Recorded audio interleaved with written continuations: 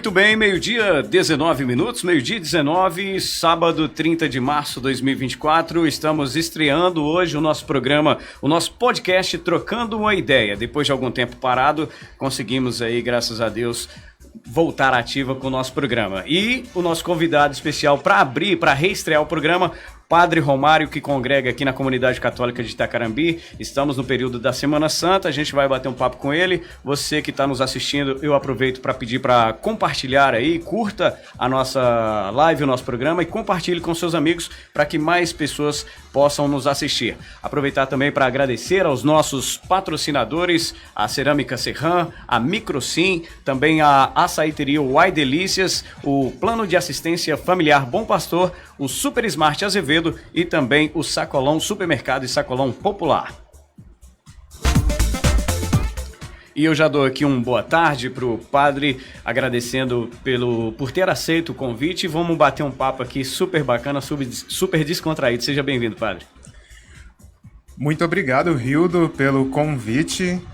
E uma boa tarde para o senhor, para nosso amigo ouvinte que está nos acompanhando nesse momento.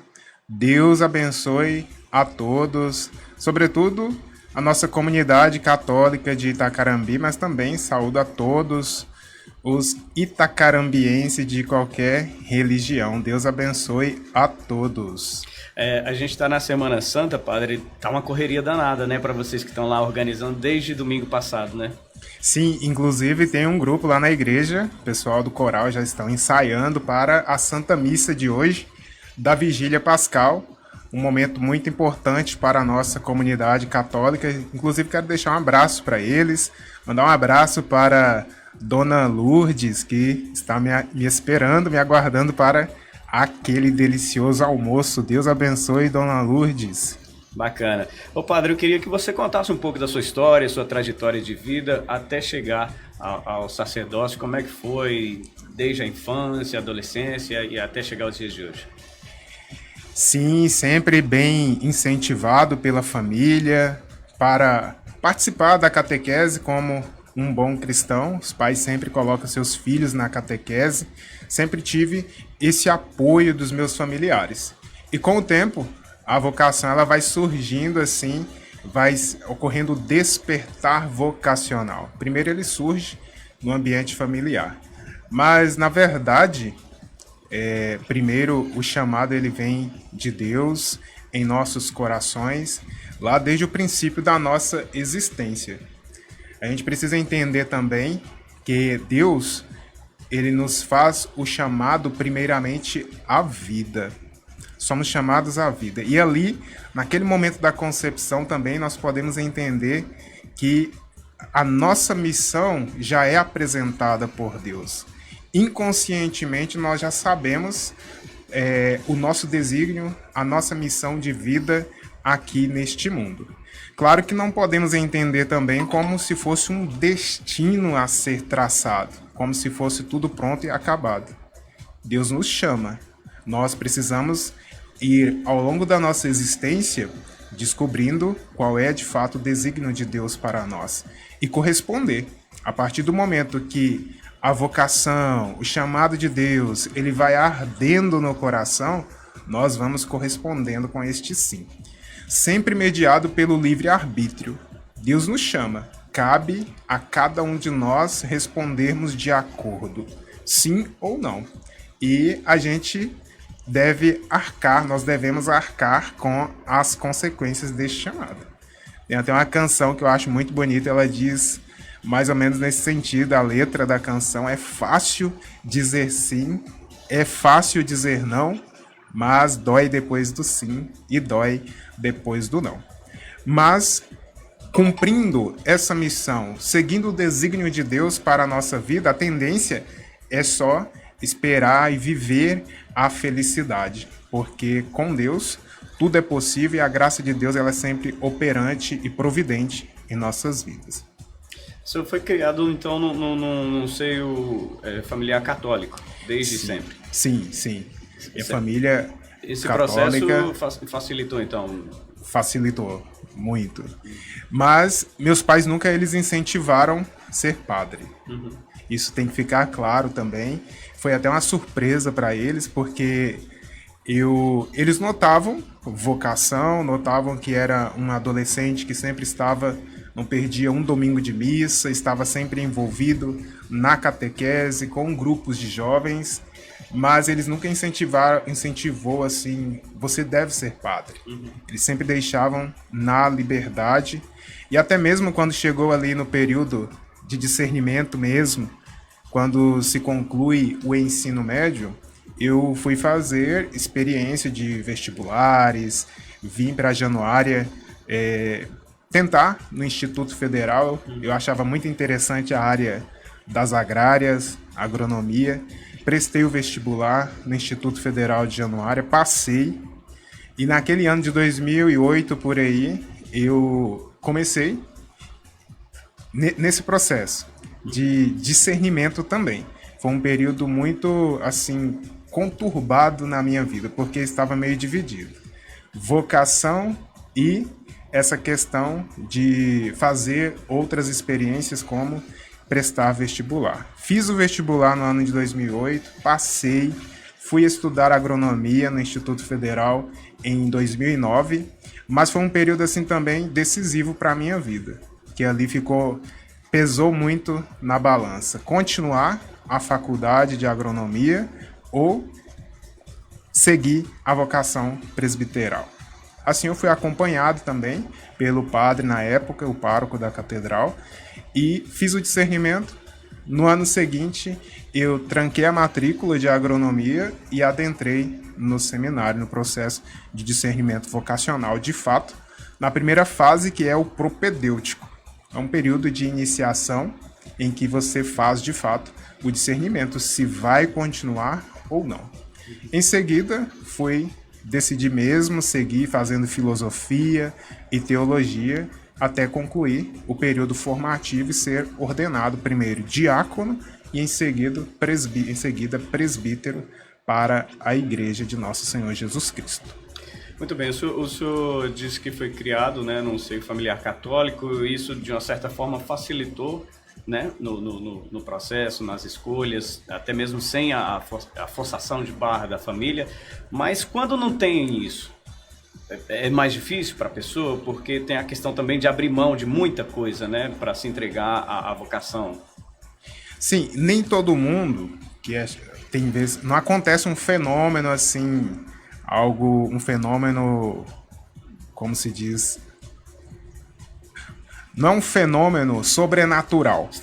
Extraordinário. Uhum. Algumas pessoas, às vezes, talvez estejam esperando este sinal de Deus, o céu se abrir e acontecer aquela coisa extraordinária, como o Senhor bem disse. Na verdade, o nosso coração, ele vai nos dizendo, ele vai respondendo, né? Inclusive, basta ouvir o seu coração que você vai fazer escolhas certas, vai fazer o seu discernimento. Razão e emoção, ela deve estar sempre equilibrada, mas é o seu coração quem vai ditar, quem vai dizer o caminho que você deve seguir, porque Deus fala à nossa consciência ao tempo todo. Faça o bem, evita o mal, e assim nós vamos fazendo o discernimento da nossa vida, da nossa existência, da nossa vocação. E respondendo à sua pergunta, nem todo mundo que é chamado ao ministério sacerdotal vem de um ambiente familiar católico. Talvez seja mais difícil ou não, porque tem vezes também que os pais influenciam muito nessa decisão. Alguns pais não querem que os filhos sejam padres, querem padres para a igreja, sacerdotes. Mas não da família. Mas, às vezes, quando fala assim, entrega seu filho para ser padre, que ele quer. Mas, na verdade, o sonho da família, às vezes, é outro. É que seja um advogado, é que seja um médico. E, às vezes, se não for um casal com bastante discernimento e, de fato, envolvido na comunidade eclesial, pode se tornar muito difícil. E outras famílias talvez não estejam envolvidas na doutrina cristã católica. Mas, como eu disse, depende muito do discernimento da pessoa E às vezes essa surpresa para a família também, ela surte um impacto positivo. Talvez a família não esperava isso, não esperava que o filho fosse padre, e aí vem aquela surpresa e acaba conquistando o ambiente familiar. Ô padre, e como é feito hoje o trabalho? Eu sei que ele acontece já há muito tempo, não só na comunidade católica, mas também acho que nas evangélicas, o trabalho com os jovens, adolescentes, porque a gente hoje vive num mundo cão, né? Muita coisa acontecendo e quem está mais vulnerável a tudo isso são os jovens, os adolescentes. Como é feito esse trabalho da igreja para conduzir o jovem no caminho mais correto?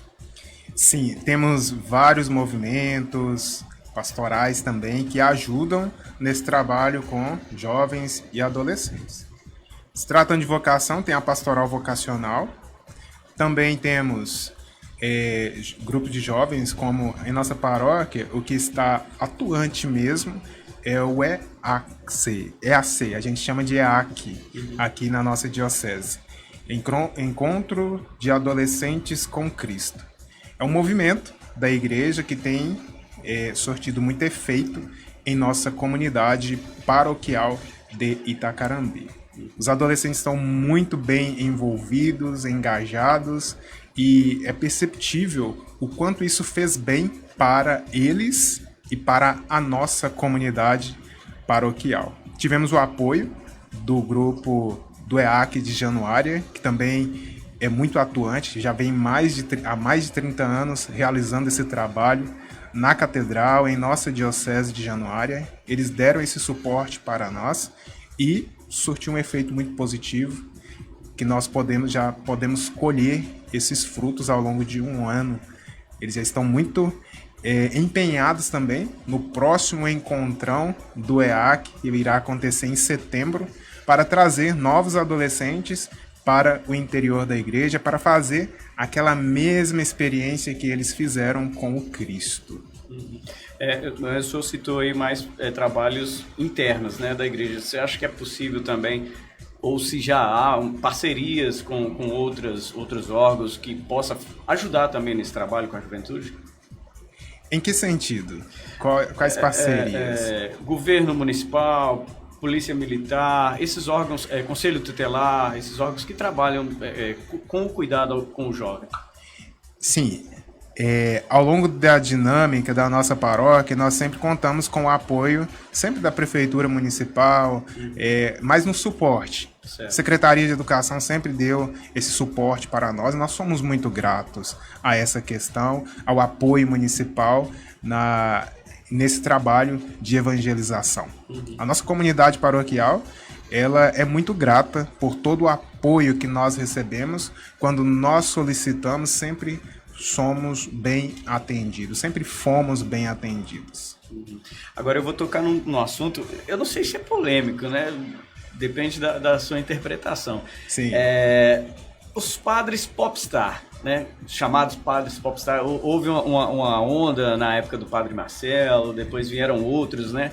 Depois tivemos aí o padre Fábio de Mello também, que é talvez o mais famoso dele, principalmente pela interação com as redes sociais. O que você acha desse movimento que começou lá atrás com o padre Marcelo? Isso ajuda também a reforçar a disseminação do evangelho? Como você vê?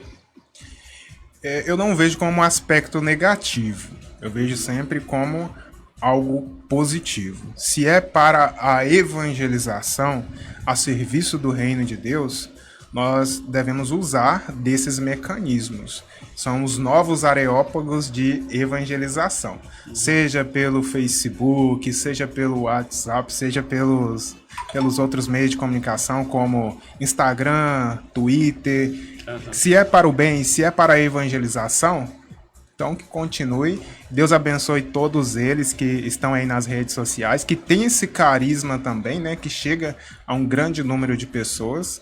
Tem padres aí que tem milhares de seguidores, milhões de seguidores, mais de 50 mil seguidores. Então é um momento oportuno para levar a palavra de Deus. E você acha que o fato de ter as ações um pouco mais leves, né, uma coisa mais descontraída, isso também ajuda a aproximar as pessoas? Porque não sei se... antigamente a gente tinha a visão de que padre era aquele cara sério, que não podia rir, que não podia brincar com ninguém. Esse fato de quebrar essa barreira também ajuda, né? Sim, sim, ajuda muito, aproxima as pessoas, aproxima demais. Então, só que depende muito do carisma da pessoa, tem vezes que já é da personalidade da pessoa isso, Natural. né? Ou talvez é um padre mais sério, não significa que ele também não tenha essa dinâmica, não vá se aproximar do outro. Nós precisamos respeitar também a dinâmica de cada um, o estilo de vida de cada um também e a personalidade, sobretudo. Eu não posso exigir de uma pessoa que ela seja extrovertida quando na verdade ela é o contrário. Nós temos que trabalhar com a matéria que nós temos. Sim. Vamos entrar então no assunto da Semana Santa, né? Já estamos aí desde domingo. Na verdade, vem desde o período da Quaresma, né? Ao final das festas de Carnaval, vem o período da Quaresma. Eu queria que o senhor falasse um pouco sobre essa tradição da Igreja Católica, que é o período da Quaresma, depois vem a Semana Santa, toda a simbologia que envolve esse período do ano. Sim. A Quaresma mesmo, ela conclui ali na quarta-feira, encerrou agora nesta quarta-feira santa, que antecedeu a quinta-feira santa, quando nós celebramos a instituição da Eucaristia, instituição do sacerdócio. Mas iniciou-se lá na quarta-feira de cinzas, estendeu até essa quarta-feira passada agora. Mas a Semana Santa ela iniciou no domingo de Ramos. É um momento de intensa espiritualidade, de aprofundamento na reflexão a respeito da paixão, morte de Jesus, e em seguida nós celebrarmos a vitória de Jesus sobre o pecado e sobre a morte. Pode seguir, durante toda a programação. Toda a programação. Então, no Domingo de Ramos, nós vemos aquela cena importante em que Jesus adentra Jerusalém e ali ele é aclamado rei. Aquele povo, aquele grupo, ele reconhece que Jesus é rei, tanto que ele é aclamado rei, que ele é o Messias. E assim, com canto de Hosana, eles acolhem Jesus adentrando em Jerusalém. É uma entrada dita triunfal de Jesus em Jerusalém. Mas fica aquela questão, mas como que aquele povo aclamava Jesus como rei e depois já no final a maioria daquelas mesmas pessoas daquele povo também manda crucificá-lo? Porque aquele povo foi persuadido a isso, né? Então eles já tinham conhecimento de quem era Jesus, mas depois as autoridades civis, as autoridades religiosas persuadiram aquele povo a mandar prender Jesus, a mandar crucificar Jesus. Foram persuadidos, foram conduzidos a essa questão também. Então, nós vemos o mesmo povo que glorifica Jesus, aclama Jesus, é aquele povo também que manda crucificá-lo. Isso é uma realidade também, se a gente trazer para a nossa realidade, nós também somos iguais àquele povo. Na mesma hora que nós fazemos uma aliança com Deus, confessamos os nossos pecados, nós também já caímos talvez no mesmo pecado ou em outros pecados piores, né? Você acha que essa influência, você fez uma correlação, né, um paralelo com a história e o que acontece na nossa vida, essa influência, as pessoas se deixam levar por falta do conhecimento da palavra ou de quer que seja, do que quer que seja, né, que às vezes essa influência pode ser em outras situações também, que não sejam religiosas? Sim, nós podemos entender, em se tratando de matéria de pecado, às vezes não é falta de conhecimento, porque nós conhecemos a verdade que é Jesus, o caminho, a verdade e a vida. Nós sabemos muito bem, como eu disse lá no início, Deus fala em nossa consciência o tempo inteiro. Faça o bem e evita o mal. Então, essa questão do que é o bem e o que é o mal, nós vamos aprendendo no dia a dia. É na catequese, são os valores que aprendemos em casa, no seio familiar. E assim, quando partilhamos a palavra de Deus no interior da igreja, então nós vamos entendendo os valores cristãos, o que é certo e o que é errado, a partir aí do Evangelho, na perspectiva do Evangelho, na perspectiva cristã. Ontem nós tivemos a celebração da Sexta-feira da Paixão, né? Sexta-feira Santa, Eu queria que o senhor falasse também sobre essa data que também é bem importante, né? Sim. Praticamente ali quando a gente encerra praticamente essa reflexão a respeito da paixão e morte de Jesus. Porque hoje nós já estamos mantendo a tradição do silêncio e à noite celebrar já a vigília pascal, já celebrar a ressurreição do Senhor. Então ali, naquele dia, na Sexta-feira Santa, nós refletimos mesmo, aprofundamos ainda mais nesse mistério, que é quando Jesus é morto mesmo. Ele foi entregue à morte, foi crucificado, derramou o seu sangue precioso na cruz para nos salvar. Então, é um momento em que toda a comunidade cristã católica se reúne mesmo. São os católicos fiéis que estão ali o tempo todo participando das missas, e nós também observamos que vem uma maioria também de católicos que talvez não tenham tanto engajamento, mas respeitam a tradição. Sim. Na Semana Santa, muitos aparecem para celebrar conosco. E continua hoje. Hoje é o Sábado Santo. Uhum. Mantemos o silêncio, né? Esse respeito. Tem até uma antiga homilia do Sábado Santo que nos conduz a essa reflexão. Ontem mesmo fizeram um vídeo e publicaram aí na rede social com esse tema. Silêncio, porque o rei está dormindo. Então é para nos conduzir a essa reflexão mesmo. Durante o dia do Sábado Santo, é esse momento de guardar esse silêncio mesmo, refletir sobre a paixão e morte de Jesus. Para à noite, na maior de todas as vigílias, na vigília pascal, nós celebrarmos aí já o anúncio da ressurreição do Senhor. Ela é considerada a maior de todas as vigílias. E amanhã, domingo de Páscoa, né? E aí eu queria que o senhor falasse também, é o terceiro dia, né? A ressurreição de Cristo, e muita gente deixa isso de lado e preocupa só com o ovo de Páscoa, né? Eu queria que o senhor falasse também sobre essa correlação. É como no Natal, na Páscoa, Natal tem essa simbologia para a população de modo geral, sociedade civil, né? Nós podemos diferenciar aí. Tem a Páscoa celebrada pelos cristãos e tem a Páscoa também, que é do capitalismo. Uhum. Como também o Natal também acontece da mesma forma. Se a pessoa que é cristã não tiver o discernimento correto, ela vai seguir simplesmente a Páscoa do capitalismo. Mas nada impede do cristão católico que está envolvido, está imbuído desse mistério, celebrar com todos esses mecanismos também. Só que a Páscoa não se resume a chocolates, a entrega de presentes também. Mas é uma espiritualidade muito profunda que é celebrar a ressurreição do Senhor, a vitória de Jesus sobre o pecado, sobre a morte. O padre, eu queria que você falasse também sobre a campanha da fraternidade desse ano. Eu não me recordo agora o título, mas me parece que tem algo a ver com inclusão social, né? Sim. Fraternidade e amizade social. Vós sois todos irmãos e irmãs. É o que nós estamos refletindo muito ao longo desses dias.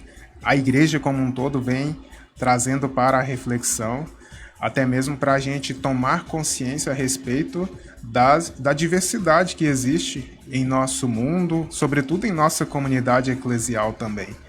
Não dá para a gente fechar os olhos, tapar os olhos, não enxergar a realidade. Existe uma diversidade e que nós devemos estar atentos, abraçar a todos, acolher a todos. Também nós tomarmos consciência de que somos irmãos e devemos ter essa empatia pelo outro, empatia pelo próximo, uma palavra muito cara para nós neste tempo, nesta realidade em que às vezes a gente observa mesmo. Esse dia eu estava conversando com os catequistas e eles chamavam a atenção para isso, que às vezes na catequese até mesmo as crianças já estão criando uma consciência assim de exclusão. Não quero sentar perto de fulano, porque fulano é assim. Aí então, isso já nos conduz. O tema foi muito oportuno para a nossa realidade, para o tempo em que vivemos. A igreja é sábia. Então, quem propõe essa reflexão é porque já está essa visão profética mesmo da realidade, essa consciência que nós devemos ter. A voz profética da igreja de acordo com a realidade na qual nós estamos inseridos.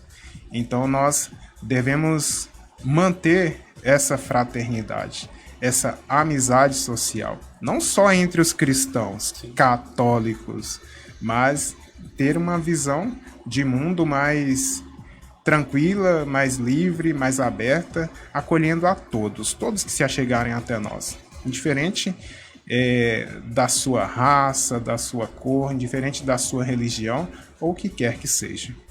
Certo.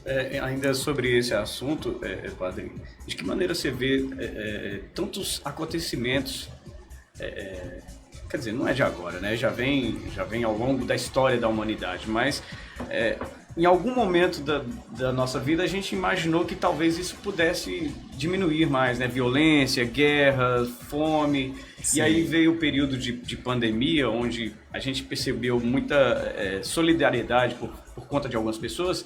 E a gente imaginou, pelo menos eu imaginei, que depois, pós-pandemia, a gente pudesse viver numa sociedade melhor, mas isso parece que não fez muita diferença, né? Às vezes até parece que piorou. E aí, não sei se é um trecho, uma passagem bíblica que diz que o amor esfriou, né? Como você pode falar a respeito disso? Então, esperávamos, muitos fizeram essa reflexão, né? Após a pandemia, o ser humano vai se tornar melhor. Mas, infelizmente, alguns não fizeram essa análise. Outros fizeram e, de fato, mudaram a sua perspectiva de vida, mudaram essa visão da realidade. A forma de enxergar a realidade, para muitos, se tornaram diferente mesmo, de proximidade, de acolher mais o próximo. Nós podemos observar alguns resultados positivos, sim. Porém, algumas pessoas parece que pioraram, né, com o pós-pandemia. Mas depende muito de cada um. Da forma como você enxerga a realidade, como você abraça a causa, abraça a sabedoria do Evangelho também. Não precisamos passar por momentos difíceis, como um período de pandemia, para nos tornarmos pessoas melhores. No dia a dia, nós vamos acertando a nossa vida. Eu gosto de usar muito essa palavra, a irmã até brinca comigo, padre, fala alinhar o tempo todo. Então, precisamos alinhar a nossa vida à sabedoria do Evangelho, ao Sagrado Coração de Jesus mesmo, que assim nós vamos melhorando cada dia mais. Bom, então aproveitar o gancho e entrar num tema um pouco mais espinhoso também, que é política e religião. Diz o ditado que não se misturam, né? É o seu ponto de vista também? Política e religião não se misturam? O homem é um ser político, né? Já dizem os filósofos, né? A filosofia grega. O homem é um ser político.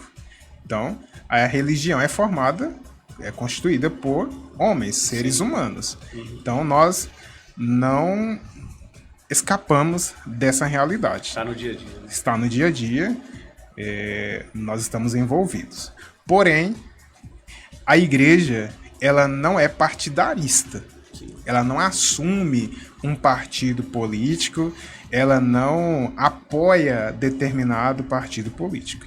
Então, nós observamos, ao longo desses tempos, sobretudo na eleição passada, né, da questão presidencial, que o Brasil ficou dividido. Sim. E isso afetou as nossas comunidades também religiosas. Porque se o Brasil está dividido, a nossa comunidade também acaba sendo influenciada, impactada por isso. Porque temos cristãos católicos, trago para a realidade nossa, que são adeptos de lado A e cristãos católicos adeptos de lado B. Nós não podemos, enquanto igreja, assumir um posicionamento para determinado partido político, porque aqueles que se sentem representados por lado A ou lado B vão se sentir prejudicados, vão sentir que não estão sendo representados ali pela igreja. Então é melhor a igreja manter essa diplomacia, dialogando bem com todas as lideranças civis aí na sociedade. Mesmo com esse posicionamento imparcial, digamos assim, né? Imparcial, Isso. essa é a palavra que resume. A gente ainda vê as ações do Papa Francisco, elas tenderem um pouco mais para um lado. Não sei se o senhor concorda comigo. E isso gera até críticas de dentro da própria comunidade católica. Como que o senhor vê essas ações, essas falas do Papa? O senhor concorda, o senhor discorda? O que o senhor acha? Bem, essa expressão sua, que é, desculpa a expressão minha agora, sim, pegando esse gancho, que ela parece, talvez, não que o senhor esteja sendo tendencioso, mas a visão de muitos aí que talvez pareça ser tendenciosa quando faz essa reflexão a respeito do Papa Francisco. Pelo contrário, ele não tende para determinado lado A ou lado B. Eu desconheço essa questão no interior da igreja. O Papa é a voz da igreja, da liderança maior da igreja. Então, se a igreja ela preza pela unidade, não partiria do Papa Francisco essa dinâmica de apoiar determinado lado político. Apesar não. Pelo contrário, nós vemos o Papa a favor do Evangelho. Sim. Estamos sempre a favor do Evangelho. De acordo, fazer uma reflexão da realidade seguindo a perspectiva do Cristo. Então, não podemos criar estereotipar o Papa como se ele tivesse seguindo uma visão tendenciosa da realidade. Sim, eu só não quero ser mal interpretado, pelo contrário, eu sou muito fã do Papa Francisco, apesar de não ser um católico de dentro da igreja e tudo, mas acho que ele faz uns posicionamentos que eu concordo, entendeu? Sim. Mas a gente lê na mídia, nas notícias e vê certos comentários de pessoas de dentro da igreja que não concordam, entendeu? Achando interpretando, né? Ou mal interpretando as certas falas, achando que ele está sendo tendencioso para um lado ou para o outro. Né? Sim, aí são interpretações, né? Isso não significa que seja o real, a realidade. Sim. Então precisamos ter esse cuidado. Quem é que está escrevendo também, sim, de onde vem essa matéria, porque tem pessoas que são muito tendenciosas. E às vezes vestem uma roupagem cristã, se dizem católicos, mas na verdade tem uma tendência por trás daquilo tudo. Nem todos que estão ali são de fato fiéis, na verdade, que estão a favor do Evangelho. Sempre, vamos entender assim, às vezes existem lobos com pele de ovelhas, né? O Evangelho já diz isso. Não significa que sejam de fato a favor do Evangelho. Então, às vezes, são tendenciosos mesmo e querem mudar aí, manchar a imagem do Cristo, do Papa, né? Na verdade. Ô padre, ontem, durante a apresentação da Paixão de Cristo, vocês apresentaram uma nova imagem, né, que foi adquirida aí pela igreja. Eu fui apurar, né, informações e fiquei sabendo que o senhor fez questão de ter essa imagem e o senhor ficou muito feliz, né, de ter conseguido adquirir essa imagem, que a partir de agora como vai ser? Ela vai ficar exposta na igreja? Como que vai ser? Sim. Observando a realidade da nossa comunidade paroquial para a reflexão da Semana Santa, para ajudar a rezar a Semana Santa. Eu fiz questão assim, para poder trazer para a comunidade católica de Itacarambi um patrimônio material, que são as imaginárias, que são imagens, né? Nós conseguimos no ano passado via doação, e com um apoio também da nossa comunidade paroquial, recebemos uma doação muito significativa para a aquisição da imagem de Nossa Senhora das Dores e Nosso Senhor dos Passos, que é o Senhor Jesus, o bom Jesus, Senhor dos Passos. Para este ano, ficou pendente aí a imagem do Senhor Morto. Essas imagens, elas ajudam aí a aprofundar no mistério da Semana Santa. Se não tivesse as imagens, não seria possível? Sim, seria possível. Só que as imagens, elas falam também por si. É um ícone, né, para a nossa comunidade, para a nossa reflexão. Então, para ajudar na Semana Santa, o Senhor dos Passos e Nossa Senhora das Dores, nós fizemos aquela cena, aquela reflexão na Quarta-feira Santa do encontro das imagens do Senhor dos Passos, Nossa Senhora das Dores em praça pública. E ali é celebrado o encontro de Nossa Senhora das Dores com o Senhor dos Passos na Via Dolorosa rumo ao Calvário. É muito bonito. Já é tradição da nossa igreja. O padre está trazendo uma tradição nova. Não, é tradição da igreja. Essa reflexão já é antiga e é plausível para a nossa comunidade católica. E na Sexta-feira Santa tem o costume também da procissão do Senhor Morto, que é aquela imagem nova que chegou. Ajuda muito também, após aquela encenação tão bonita, fazer esse momento de espiritualidade, esse momento de devoção, esse momento de reflexão, de aprofundar nesse mistério. É um momento também de fazer uma análise da nossa vida, né? Aquela procissão é para nós uma caminhada penitencial que nos ajuda a aprofundar no mistério. Muito bem, senhoras e senhores, vocês que estão nos acompanhando, este é a estreia do nosso podcast, estou trocando a ideia aqui com o Padre Romário. Agradecer você que está nos assistindo no Facebook, você que está nos ouvindo aí pelo aplicativo. O pessoal engajou aqui na participação, viu, Padre? O pessoal da comunidade está todo aqui. Eu queria que a gente está chegando ao final, o senhor fizesse um apanhado desse trabalho. Já tem mais de um ano, né, aqui em Itacarambi? Sim, tem um ano, completou um ano em outubro, novembro, completou um ano que eu estou aqui nesta comunidade paroquial do Sagrado Coração de Jesus. Eu queria que o senhor falasse a respeito desse um ano aqui com a comunidade, já conhecia anteriormente. Fala um pouco desse seu convívio aqui. É uma experiência ímpar na minha vida, porque a minha primeira paróquia enquanto pároco, e eu estou muito feliz com a acolhida do povo de Itacarambi, não só a acolhida com a minha pessoa, mas também com a proposta do trabalho de evangelização. Tudo que foi proposto, o povo da comunidade católica de Itacarambi acolheu muito bem, de muito bom grado. E também as lideranças civis da nossa cidade também acolheu de bom grado. Isso é muito importante para o trabalho de evangelização. Tem surtido muito efeito positivo, mas também porque houve uma correspondência, né? Houve um engajamento de toda a população. Ontem mesmo no agradecimento eu chamei a atenção para isso.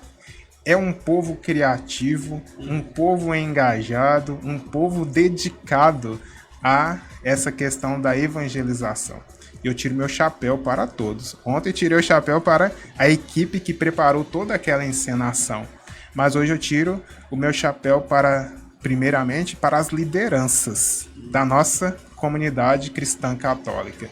Mas, em segundo lugar, tiro o chapéu também para todo o povo de Deus que está engajado e corresponde a tudo aquilo que o padre propõe, que as lideranças propõem em nossa comunidade. E a gente não pode falar de Igreja Católica em Itacarambi sem lembrar de um personagem histórico, que o senhor já deve ter ouvido falar, que é o Padre Geraldo.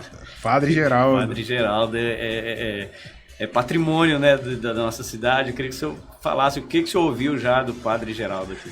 Sim, só ouço coisas boas, né? Até mesmo quando fala, ele era meio severo, sim, mas você entende que é de forma muito carinhosa e muito caridosa, porque quando ele era severo era para corrigir, para orientar, sim, de acordo com o Evangelho, de acordo com a sabedoria divina. Muito bem, a gente está chegando ao final do nosso bate-papo. Eu acho que foi bom, né? Passou até rápido demais. Agradeço aí a vocês que nos acompanharam. Semana que vem tem de novo. Padre, fica à vontade para deixar aí as suas considerações finais. Muito bem, agradeço pelo convite mais uma vez. Fico feliz, não sabia que era estreia aí, retomando as atividades. Fico muito feliz de poder partilhar aqui um pouco a respeito do nosso trabalho, a respeito da nossa missão aqui em Itacarambi. E convido a todos que estão nos acompanhando, a você ouvinte que nos acompanha agora, para participar da Santa Missa às 19 horas, a Vigília Pascal, uma celebração muito bonita e que a comunidade está empenhada para esse momento. E amanhã, às 8 horas da manhã, Santa Missa da Ressurreição, missa com as crianças na Igreja Matriz, às 19 horas, Santa Missa também da Ressurreição. No mais, obrigado a todos que engajaram aí também nesta dinâmica de hoje. Deus abençoe a cada um. Muito bem, pontualmente 1 hora a gente vai encerrando aqui a estreia do nosso podcast Trocando Ideias. Semana que vem tem mais. Tenham todos um bom final de semana, boa Páscoa e até a próxima.